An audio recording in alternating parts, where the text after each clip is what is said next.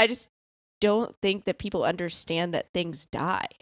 And that's a very 9 theme, is sort of sneaky stuff that I do that nobody knows about, where I get my goodies because I can't speak up.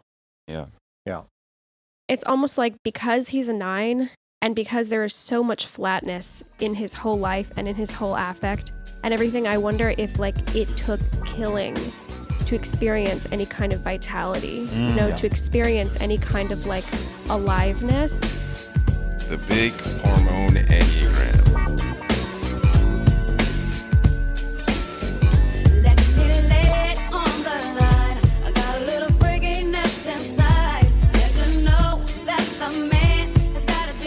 Hi, I'm John Lukovich, sexual self-pres 4-5 link 458 trifix. Hi, I'm David Gray, self-pres sexual 9-1 974 trifix. What up, it's Emeka. I'm an 8-7, sexual self-pres with 854 fixes. Hi, I'm Nancy. I am a self-pres social 3, wing 4, with a 369 trifix. If you like our podcast, guys, make sure you go like and subscribe on the Apple Podcast app. And if you really like us, you should definitely leave us a review. We doing Dahmer? Is that what we're doing?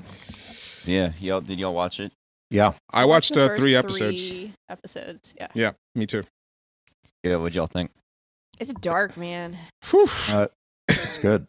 It's hard to watch. Real quick. I consume true crime all day, every day. John, can you do an intro? We've been slacking on those lately. Oh, yes. Continuing low vibrational living with Big Hormone Enneagram. We coming back with plugs.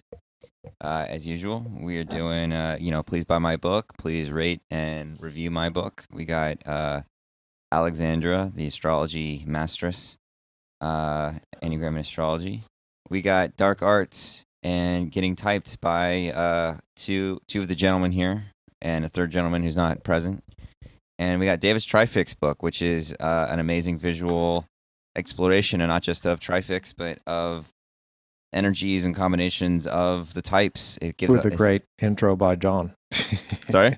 With a great intro. As good as this one. And what else? What else we got on there? No, that's everything, I think. Yeah. That's everything. Yeah. So, please send us money. It's getting to be close to holidays, and we got to buy plane tickets to go to various places. Yeah.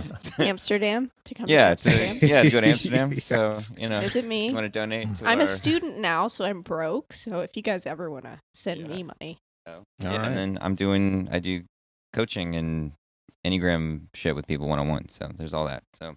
You doing your Sunday sessions? Oh, yeah. I'm still doing study group. It's still going strong. I've been really enjoying it. It brings up a lot of interesting discussion, and we do self-observations and practices. And there's these breakout rooms where people discuss certain themes. And so, we've been talking about instinctual stacking and the narcissism that we have around all 3 instincts. And, it's just very generative and really, really good and interesting. Dahmer is a 9. Dahmer's a 9. Yeah. That's going to be the title of the show.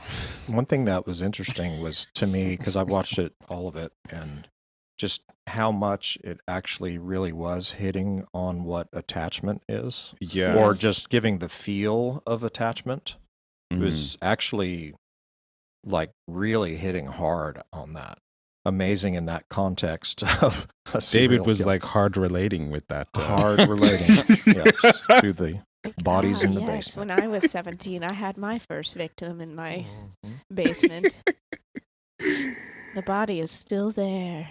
Well, what I thought was, first of all, I think it is horrible that they made this show. You know what I mean? Yeah.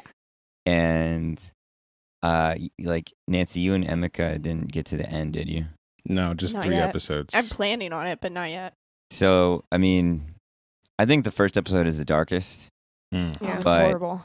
But there's another episode that focuses on his neighbor and her experience of being his neighbor. Yeah. It's pretty brutal. But, one of the things about the show is it's obviously really exploitative. But, it's horrifying that these are real people and stuff like this, but the last episode starts with, and it's not really spoiling anything, but it starts with John Wayne Gacy, and it shows how John Wayne Gacy would like torment the people that he would kill, and Dahmer like kind of just tried to kill them real quick, and then would whatever. And he'd also make sure they were unconscious too. And so it paints this like sympathetic view of Dahmer. Yeah. Well, and that was an interesting contrast too, because I think Gacy actually was a 2. Yes. Oh wow. And yeah. And you kind of see it, the 2 at 8 because like he first of all, he was denying having done any of it, and he was sort of identifying with being like a saintly, good person. Yeah. So it was like that classic 2 sort of association with a religious self or something like that. And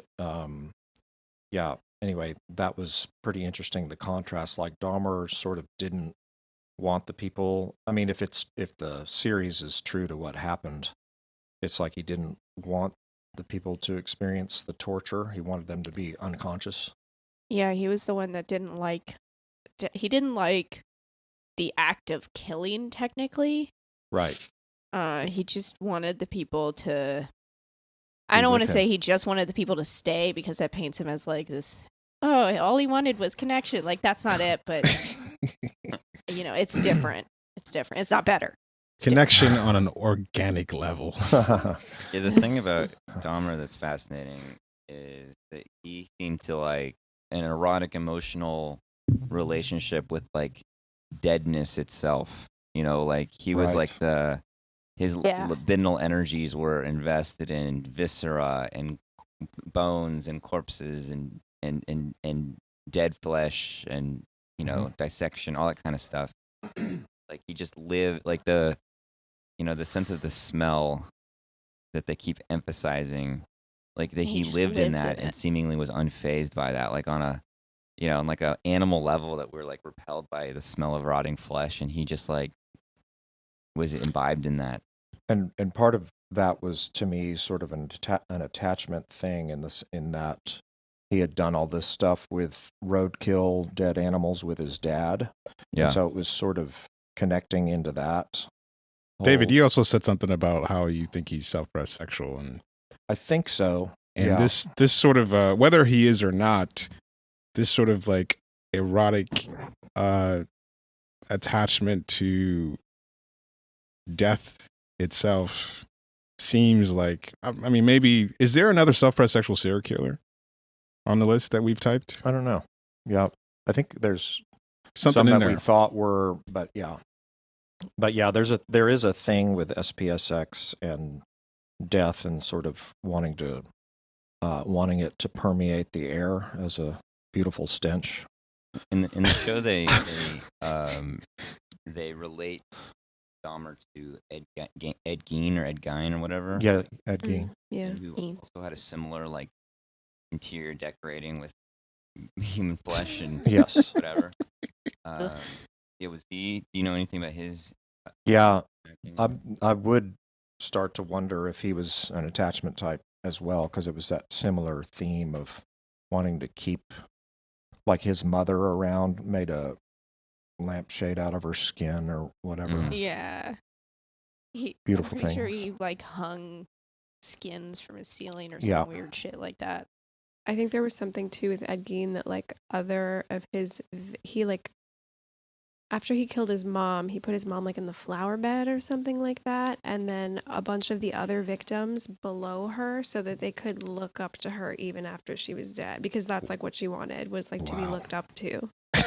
So that's like he was creating an altar. Almost. Yeah. Also, it's like, here, mom, now you have what you want. Like, still, I'm giving you what you want. I'm still attaching to you, mom. So Ted Bundy, we have as self-repressed sexual 3-wing 2. And I've been looking at that again based on a few people in the group prompting, and I think that's up for revision at this point. Okay. All right, cool. Potentially social self-pres. Yeah, actually social self-pres when you look at them in interviews. Is Richard Ramirez self-pres sexual? He seems like this social blind. Yeah, that was That seemed like anytime I see a killer who's just like wanting to eat the flesh, that feels very self-prezi. Yeah. Plus, he's sexy like me. Exactly. That's their main identifier. There was like a You look like David. there was like a video on Facebook. Hot like David. He must be self-pres sexual. There was a video interview on like a street interviewer who was asking people, showed him a picture of two guys, and one of them was Richard Ramirez. And he asked this lady, who do you trust more? And she said she picked the photo of Richard Ramirez, and she's like, well, this guy that you chose has killed many women. And she's like, oh, but I guess, because he's hot. Oh, God, that's so weird. The hot serial killer thing, even looking at a serial killer and thinking this person is hot is so fucking weird. Well, here's the thing. You wouldn't think that if you didn't know that they were a serial killer. You'd be just like, oh, that's an attractive person.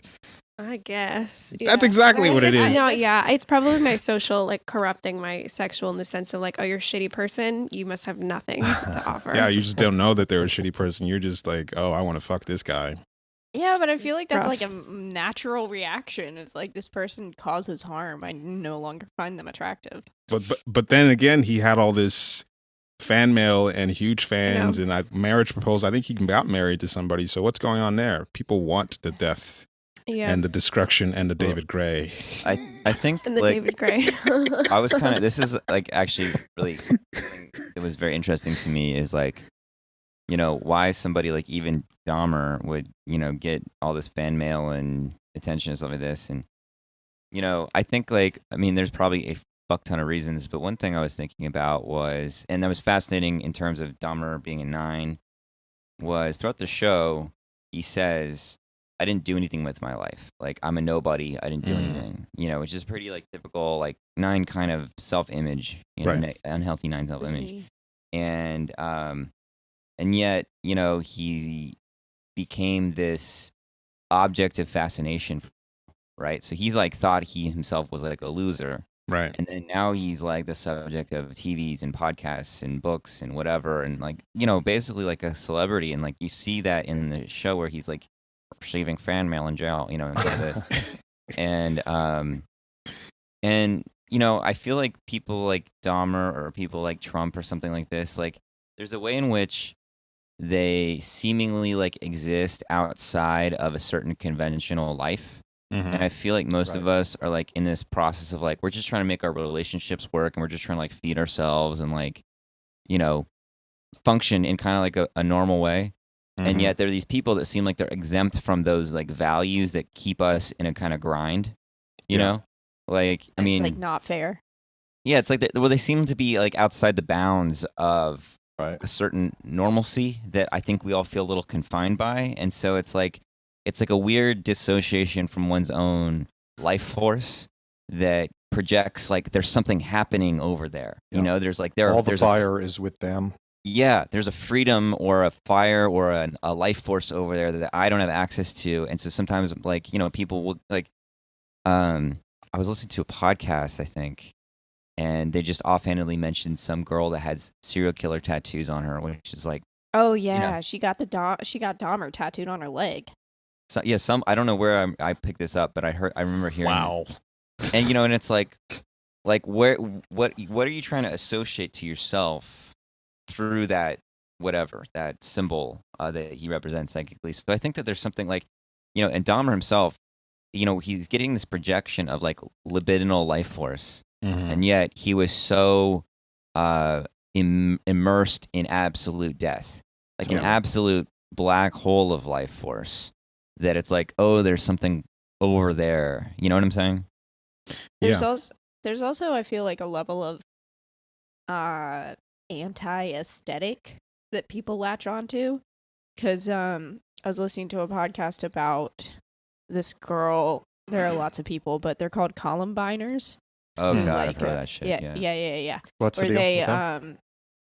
They basically idolize the Columbine shooters, and they like just love them. They love them. There's like fan art and everything.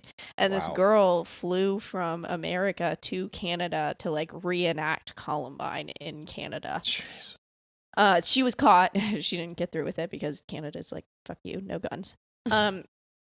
But when she was in prison, they were interviewing her, and she was like, "Oh yeah, we were talking about what we were gonna wear and how we were gonna look and music we were gonna play and what playlist we were gonna have, and like we were gonna be serial killer chic." And it's like, I don't think that's that uncommon for people to latch onto this aesthetic of serial killers. Like, it's a vibe. You know, I think I mentioned this on the last call, but as someone who's foreign to this country, someone who came from a third world country where death is a reality, not just, you know, it's like, it's not cool when it's down the street. You know what I mean? Like, it's right. Right. When you're watching it on a TV show, you're safe because it doesn't have to touch you. Oh. And so even in this country, there's like a huge hunger or a huge attraction or allure of like crime and the criminal underworld. Gangster rap is always going to have a, you know, any sort of dark like outlaw character is something that Americans really identify with or fetishize in some weird way. And it just feels like in the West, in this first world issue where you're so disconnected from the savagery of survival in most places where you don't have all these systems where everything's given to you and you go to the store and you don't even see the animal killed. It's just put in a package. You don't have any connection to death. And so Dahmer becomes like a sexual erotic draw because you don't have any connection to how unsafe it would be to be around real killers on a week-to-week basis. Yeah, death isn't integrated into our society. And so then like with Dahmer, you know, death represents this far-off thing, that this threshold, this line that's out there that represents sort of a great unknown that you can idealize and like set in the stars almost as something to worship. And you know what? Something that pisses me off, just a little social rant, that that I just think about like the way when tragedies happen around the world, especially in European countries, that everyone's like, pray for Paris or pray for this. I'm just like, what the fuck is this? Like, people are dying. Like, I don't understand why this is so special, because if you look at any of the countries in South America or Africa, this shit is happening every fucking week. But you don't care.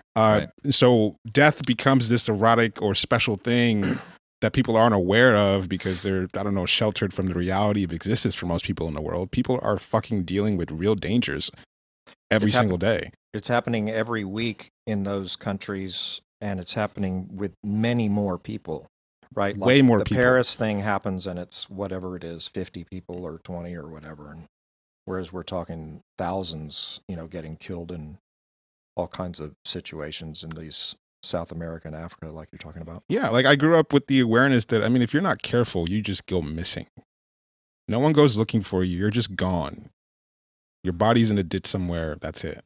Or you got kidnapped, or like you just have to be careful. Like you have to be aware that there's nothing protecting you from the savagery of someone who wants to kill.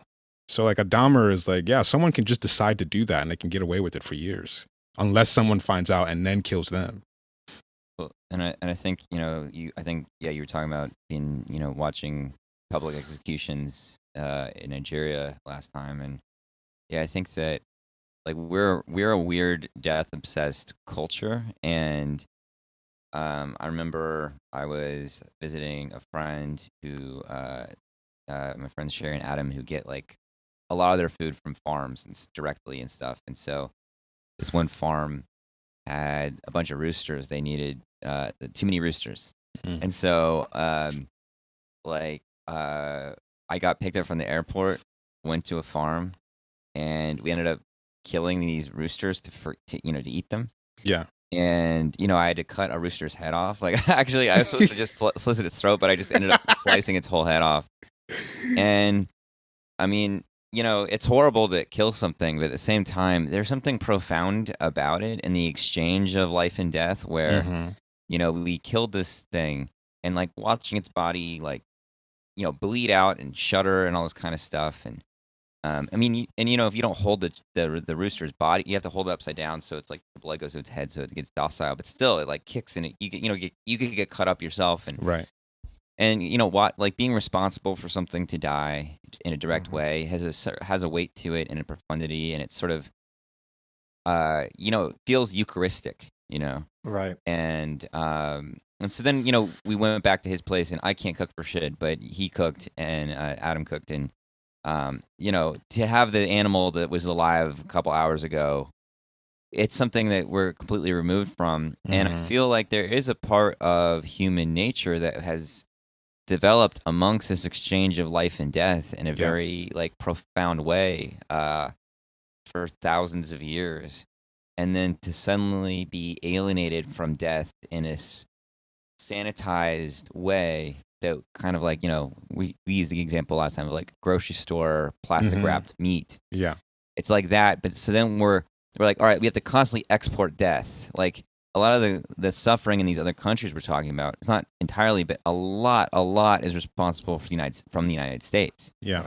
And then we're obsessed with school shootings. Like if Alexander and I had a kid, like I wouldn't want them to be in the United States because they like somebody could just shoot up the school. Right, you know what I mean? right. Like that's crazy. It's crazy. So it's like we're like we gotta like bring the death hard. It's like so crazy.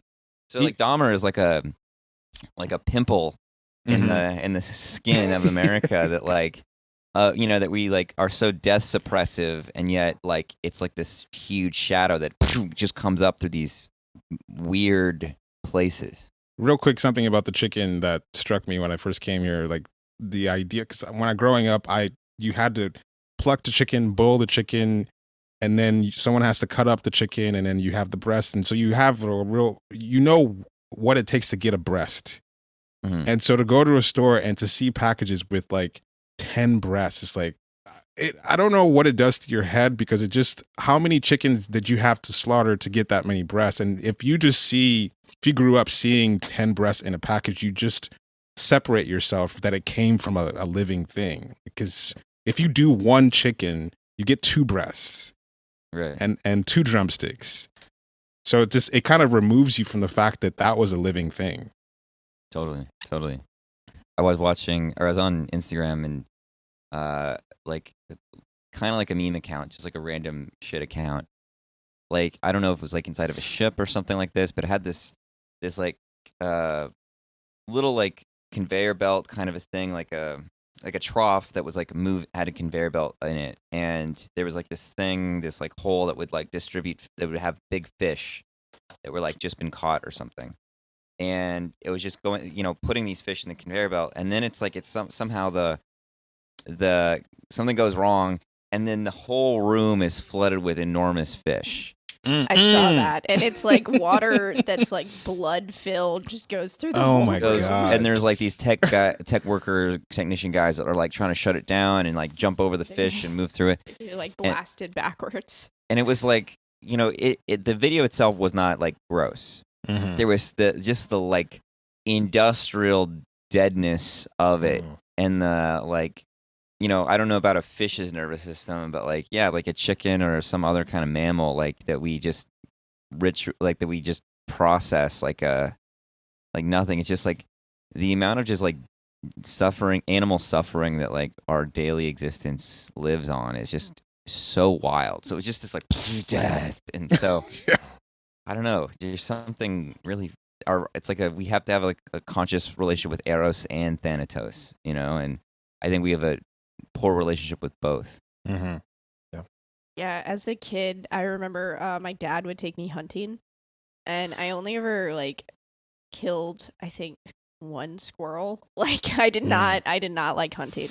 But I remember when I did, like I still have that vivid memory of like watching it die and then skinning it. And ever since then, I've always thought that like if anyone wants a gun, they should go hunting and kill something with it first. Like you need to understand what that gun does, because I just don't think that people understand that things die.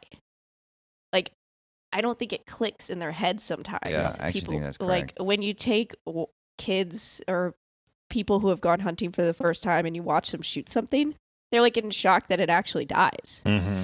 And it's like, yeah, you dumbass, it actually happens. Yeah. So I feel like there's just this disconnect that death occurs. Yeah, that was one thing. Even watching the Dahmer, because in the 3rd episode he had his first kill, and people might imagine, oh, this psychopath doesn't have any feelings, but he was in shock that he had killed someone. Even like I would imagine that the PTSD that people who go to war experience is like killing people is a really traumatic thing. Like to know that another human being was alive and you took life. I guess even just like when people die, like you see these statistics of someone was murdered today, it just feels like a number. But to see that, that person was alive, and yeah, you don't have any respect for life when you don't experience what death really is. Yeah, and the show really focused a lot on like the social issues or whatever that like the racism and just like that was interesting. That the police. It was also focusing on like how he kind of like stumbled through like school and the military and like one of the things about Dahmer too is he was like a serial rapist. The whole thing at the gay club where he would like but like I don't know what it was, but they kicked him out of the club, but like I don't know what that club owner guy could have done, but like there was this interesting thing of like how a weirdo can just kind of get like ping ponged from one thing to another and like seemingly like untethered. There's also that scene in either the 1st or 2nd episode where he's trying to kill that kid, and the kid like runs out of his apartment, and the cops give the kid back to him. Oh God! If they had just run his name, they would have known that he was a sex offender. Like the fact that people were just so blasé the entire time. Like in the 3rd episode, he had body parts in the back of his car, and they didn't bother to check. Right, that's right. It's like it's just so part of the subtext egregious. was it was because he was a white guy. Yeah, exactly. Yeah, but it's probably more than that too. It's he used the thing. disgust of being like. That's true. Yeah, he also used the disgust of being gay, right? He played that up because he knew people would get uncomfortable. He was a good liar. Alexander, you're muted. Oh, my bad. Have you been talking this whole time? Not really. Just been talking to yourself. Just little listening sounds here and there. Just little grunts. Yeah. Yeah. Yeah, I do think that a lot of it with Jeffrey Dahmer was the fact that he was a 9 and he was so, do we think flatline for him first off? Yeah. 953. That seems right. There's just no reactivity in him at all. And so the potential also for him being social blind just kicks that up a notch. So I think that is also part of how he just kind of kept getting away with things, just because like he was so, I watched, I think I mentioned this last time, but I watched a body language analysis to watch one of his interviews and basically just like analyze his body language, I guess, his like nonverbal cues. Mm-hmm. And one thing that they kept remarking on with Jeffrey Dahmer was the fact that there was no theatrics, there's no deception to any of his affect. It was just like pure, flat, and authentic, just matter of fact, no funny business. Like there's absolutely no theatrics to any of his presentation, which I think probably lent a lot to people believing him. Like the cops that gave that 14-year-old back are obviously like lunatic pieces of shit.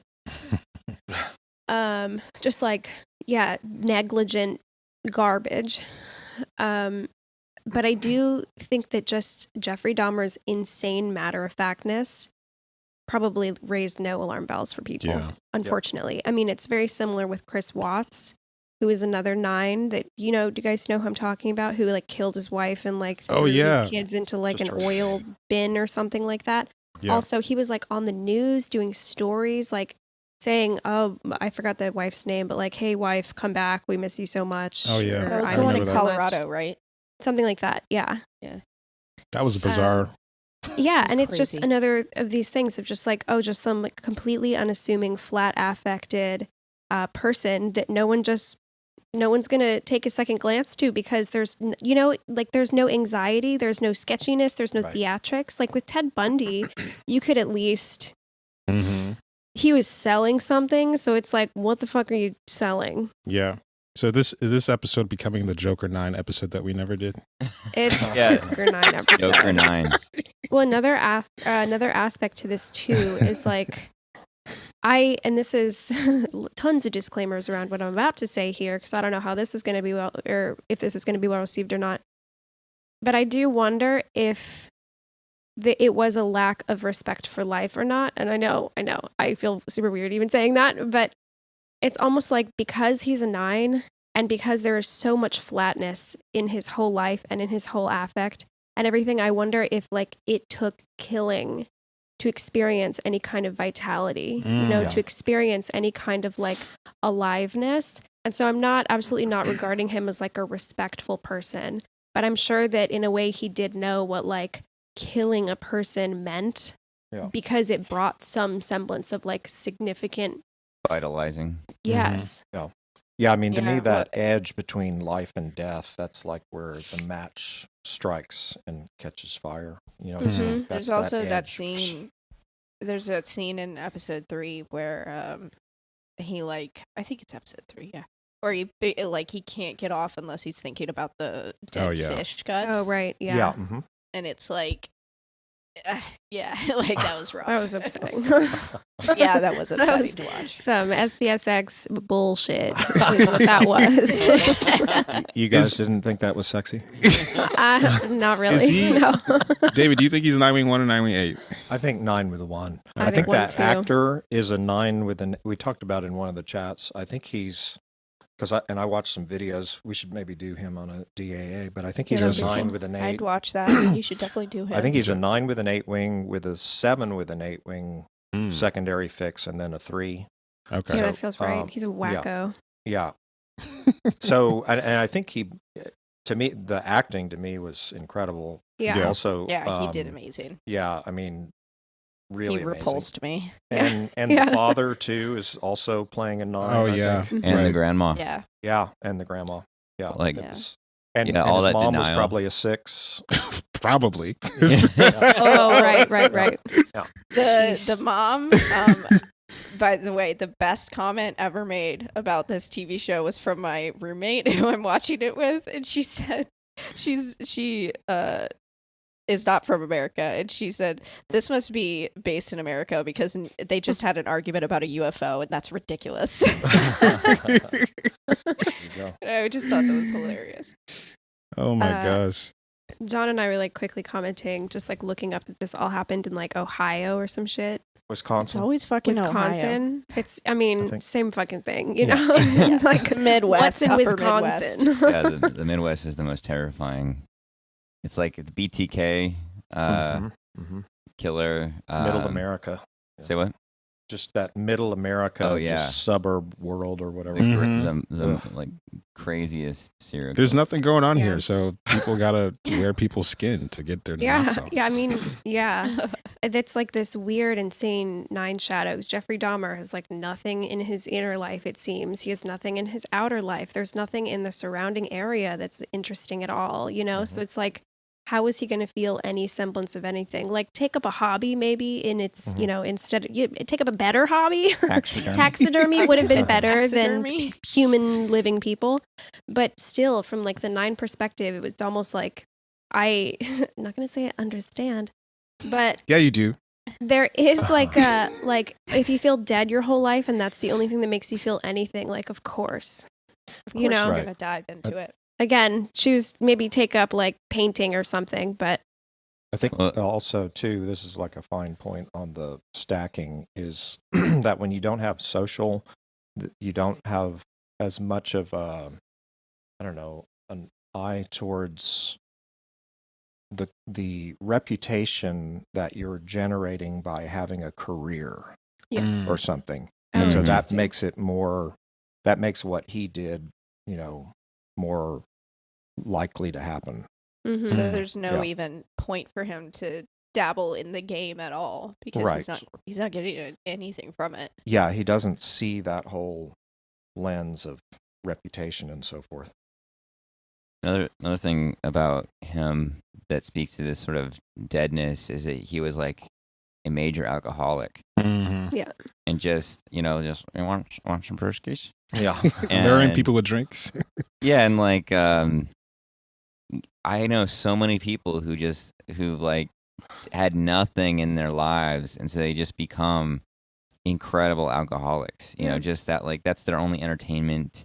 Yep. Their only way to get things kind of outside the bounds of themselves or something, and so it's just this like life of just utter mediocrity and deadness.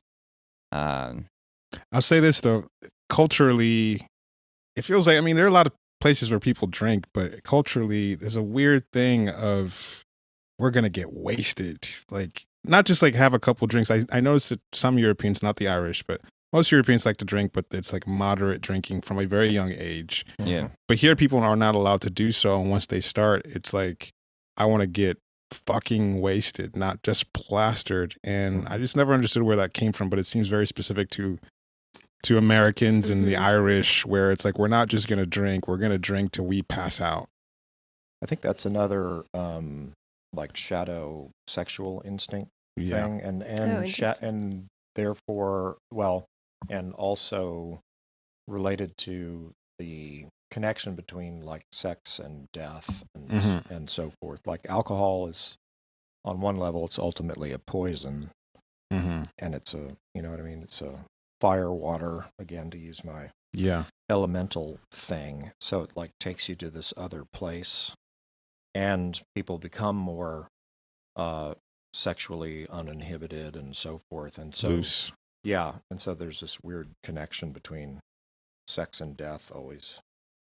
And I can't quite put my finger on it just yet, but I feel like there's that individualism that the states kind of creates this need to like have your own experience and not, I don't know, be able to enjoy it with others. And there's just like something about like a lack of community to take it in with. That's right. Yeah.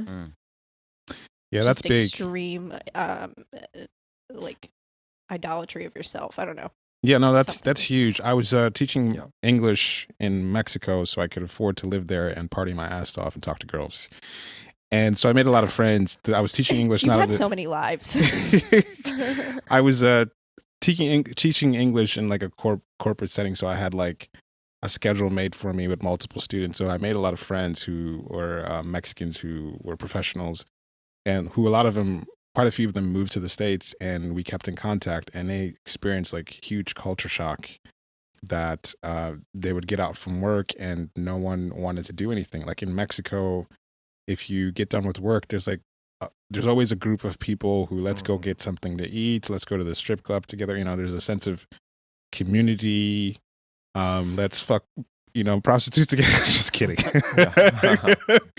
Are you? No, so kind of like what we do after these podcast recordings. Absolutely. Right. That's what actually all the zone is we just do a lot of drugs together. No, I mean, that's a subject for a whole other podcast or whatever, is just that you want an the orgy? lack of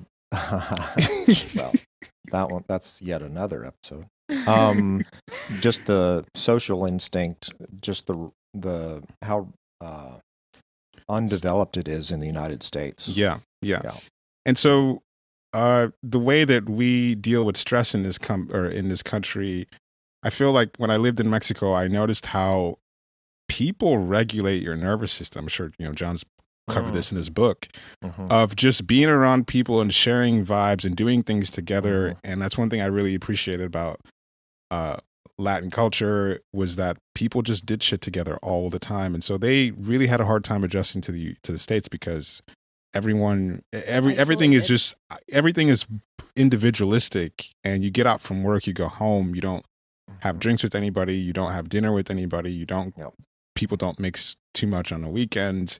And so it feels like drinking can be a way that people try to deal with the stress of just being alone, of like you go out and get fucked up. You wouldn't do that if you had good connections and good friends. And one thing I've really appreciated about the last few years of just doing the pod and just getting to know you guys and getting close, is like I just realized like how much support and how much life it gives you to have people that you like and care about and love, that you're doing things with. And 2020 was a rough year for a lot of people, but it didn't feel that way for me. Yeah, that's true. You know what I mean? Yeah, Because we were talking to each other, hanging out every week, and lots of people are out there lonely and don't have friends, and I feel like this culture just encourages isolation. Yeah, Totally. Okay. Yeah, on my school campus, it's such a strange phenomenon because we have a bar on campus, because you could drink at 18 here, and every day at 4:30, I think is when it opens. Yeah, and every day I walk past it, and when it's past 4:30, it's packed. And I'm like, who are you people wanting to hang out like at school, after school? Like, what? Go home. Yeah. And they seem to be having so much fun, but I just can't. I don't get it.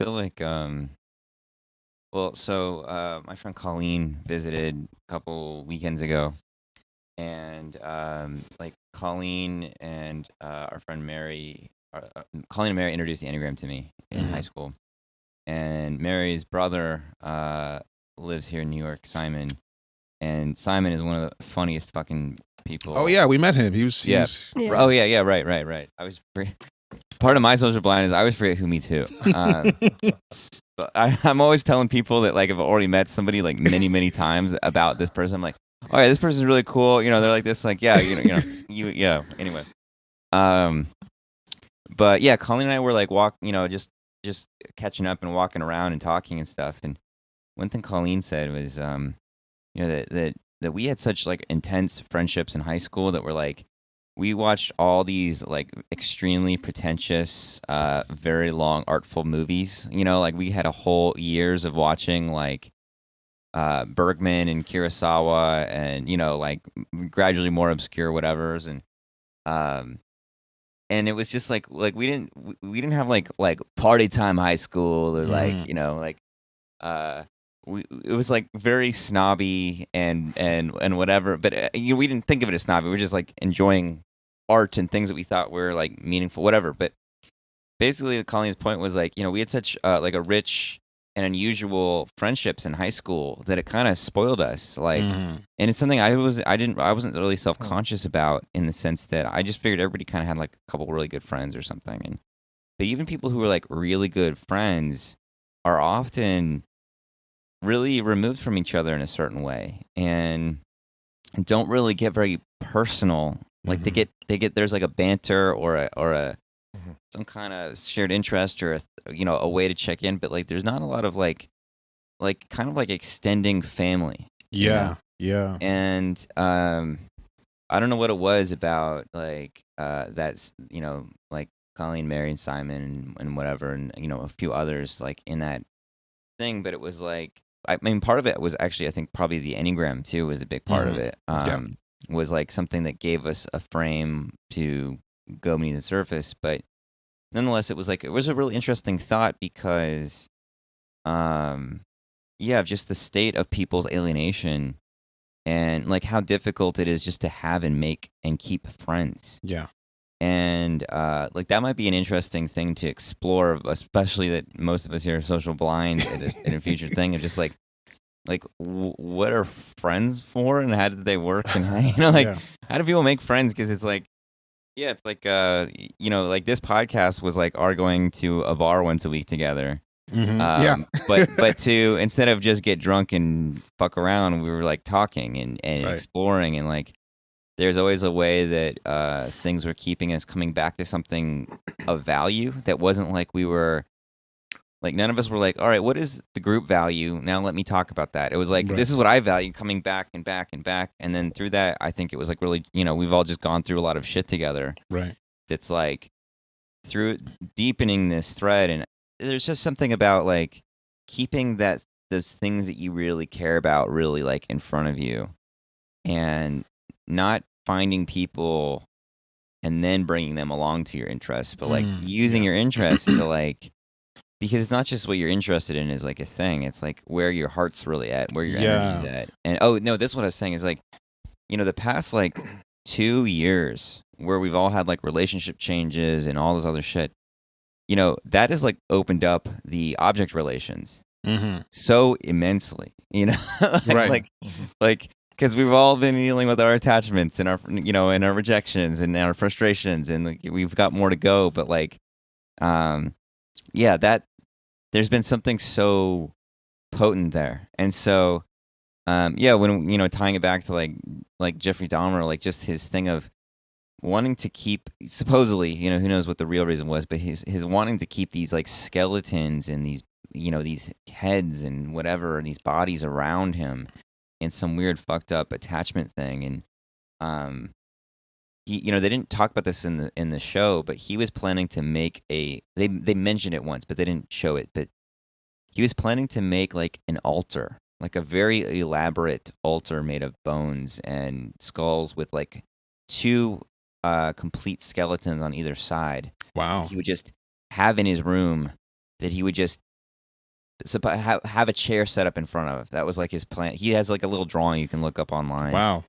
Of this altar, and it's like very childish the way it's drawn, which gives it an even creepier vibe. And it was just like, the fuck, but it's like, but it's like an intense loneliness that's both interpersonal and spiritual. It's like this force of death that you can't really symbolize love or life in that kind of a way, but death, its monuments are left in our bones, and so it's just like this inability to connect to the life of anything, and so it's just oversaturated in the energies of death. I think it was a conversation I had with you in New York about what is the larger topic that we can connect the Enneagram to. What we've been discovering through all these different facets of the Enneagram is basically how to connect more deeply with ourselves, and also how to connect more deeply with each other. And what we can offer eventually is just exploring. I mean, we have been exploring relationships. Like, how do you make a friend, but how do you connect with someone that you're interested in? What is connection itself? And, we talked about soul intercourse and how to open your heart. How do you open your heart to something like that? But I think people are lonely partly because the culture itself, or capitalism, or the way that we all have to like be disconnected from ourselves.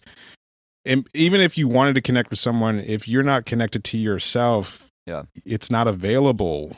That connection's not available. You're only able to connect to someone else to the degree that you are seen and connected to your own self. And so I think that's something that's probably facilitated by the Enneagram, because it forces you to self-observe and to see things about yourself, which makes it easier for you to see others and actually be able to make meaningful connections. And I've seen a lot of really deep friendships that have developed out of people really encountering themselves through the Enneagram. And so even my own journey of being able to be in my own heart in relationships has been as a result of being more connected to being more connected to myself and seeing myself.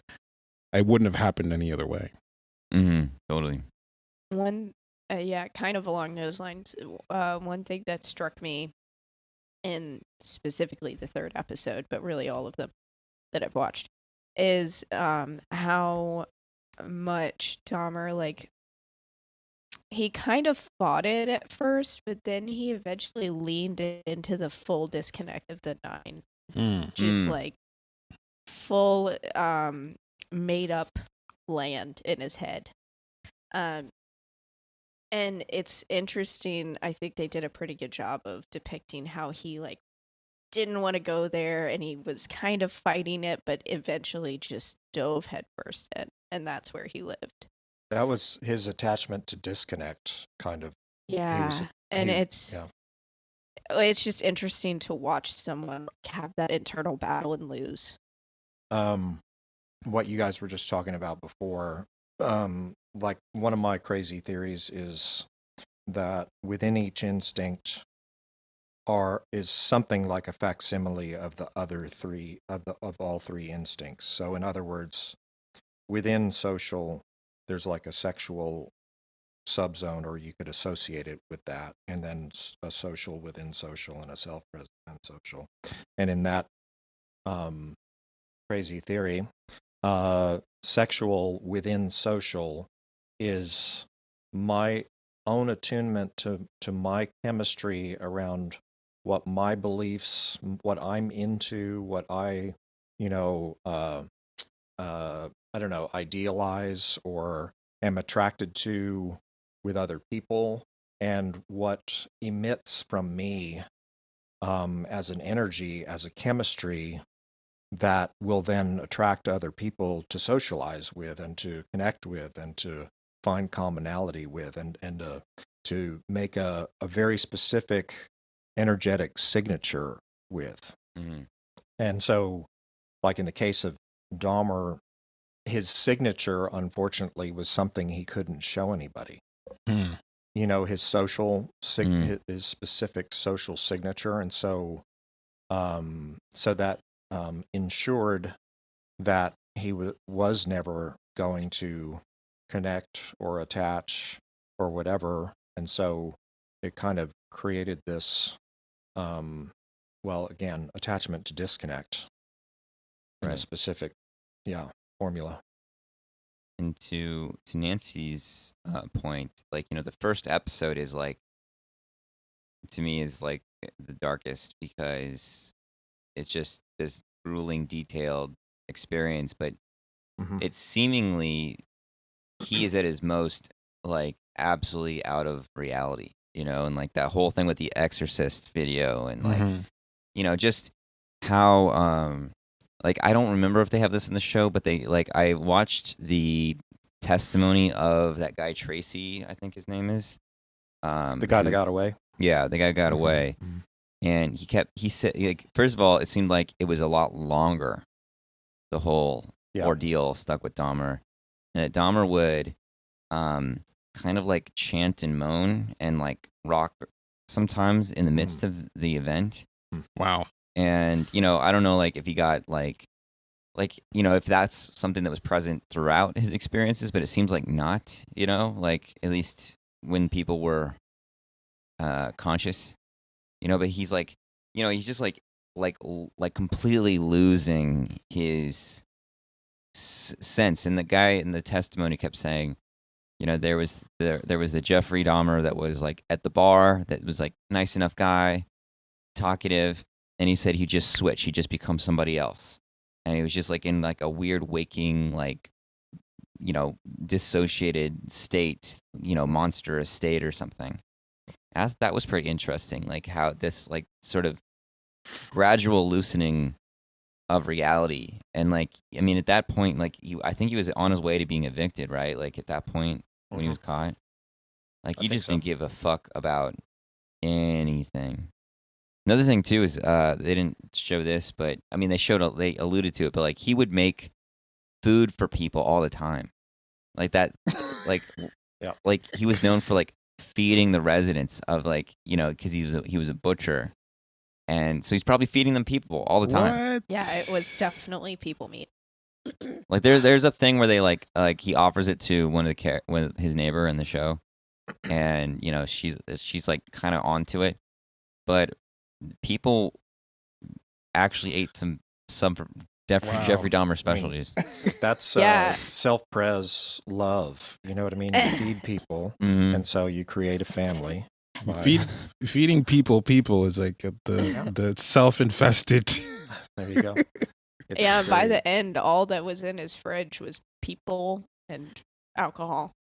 Cool, the staples. Excellent. I mean, I guess it's shocking, but there are parts of the world where people still eat people. That's a thing. That's bananas. Well, if you want to get into the genetics of it, there might be some benefits, but anyway.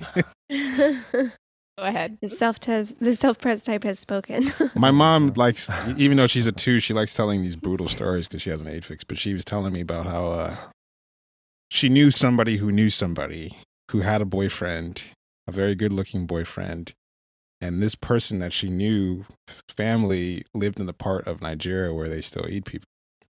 And so she wanted to take her boyfriend to go see the family. And so she brought the boyfriend to the house, and these people looked at this boyfriend of hers, and they liked him so much that they went and cooked him. When she came back to say, "Where's my boyfriend?" He's like, we liked him, so we ate him. He's dinner. Yeah. Wow. Imagine. Highest Sounds praise. We liked him, so we ate him. That's why I don't bring Alexandra in my family. That was great. Look at these fresh fruits. That's fucking wild.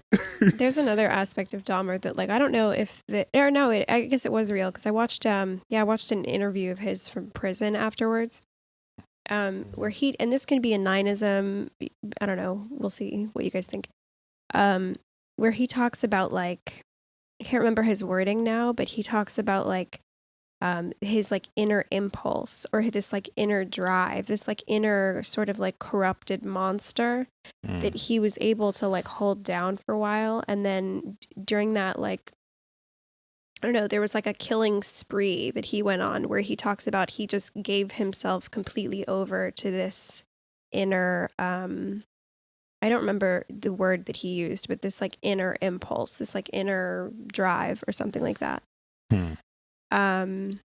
Yeah, there was also just, like, more on 9. But it was also his motivating drive was to have complete autonomy, was to have complete control over another person. Yep.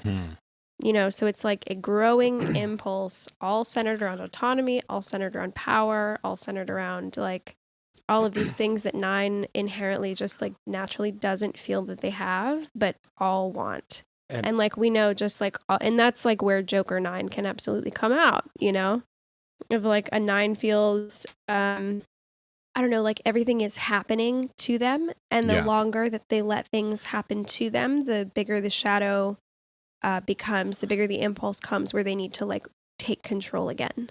Yeah. And he sort of didn't have the right, in the context of 9-ness, to speak up in the world about what he wanted or needed. So he was just going to secretly take it. And that's a very 9 theme, is sort of sneaky stuff that I do that nobody knows about, where I get my goodies because I can't speak up. Yeah. Yeah. Is there anything that's important that we should hit on before we wrap this shit up? I don't think so. 9s are crazy. Please come and get me. I don't know where I am. Alexandra's Also basement me. somewhere. She's already... She's turning Brian into took her, me her over. It'll be zombie. too late by the time you guys listen to this episode. So hopefully turned you went to into his study soup. group. You're already missing a toe. Yeah, I'm wearing him around my neck right now. I like how his teeth jangle on the chain. All right. Hi, y'all. Right. See ya. All right. Bye. Hi, y'all. Bye. Oh, also, we're recording a live pod next week, so DM us your questions at the Big Hormone Instagram, or email us at bhepodcast@gmail.com, or leave a comment in the Facebook group. Eat your morals. Eat your morals. Eat your morals. Eat your morals. Eat your morals. Eat your thoughts.